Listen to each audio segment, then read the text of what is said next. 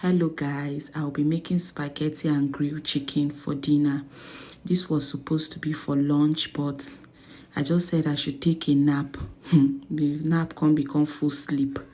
So I went to the supermarket to get some ingredients I don't have at home. Things are becoming really expensive. Like the price now is double. It's not only in Nigeria that all the price of things are increasing. No. It's everywhere. Like, I don't understand why the price of things are increasing like this. Today you get this thing, this price. Tomorrow you come and you get another price waiting for you. So I kukuma buy small thing where I need. If I tell you the price of the small thing where I go buy, no be here. But we did God hand sha.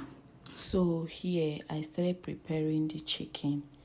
I brought it out, wash it, put some salt to wash it thoroughly. Then I put the chicken in the pot so that it will have more space for me to be able to turn it, mix it. So I applied my ingredients and I started mixing it. You mix until it is well mixed.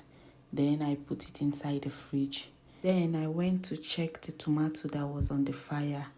I put oil in it.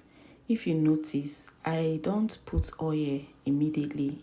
I will allow the tomato to dry up a bit before I'll put oil because I don't like frying my tomato. And immediately I put oil in my tomato, I'll start putting the ingredients, everything I need. I'll start putting it immediately. I don't fry my tomato because sometimes when I fry tomato like this too much, I'll start having heartburn. So I don't usually fry my tomato.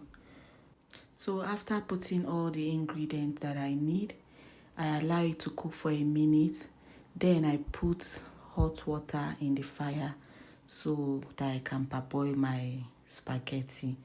Here, I started making preparation for the chicken that I put in the fridge. I brought it out from the fridge and I arranged it. And I usually keep it for 20 minutes. Then everything will be well grilled. And this is the final result. Jolly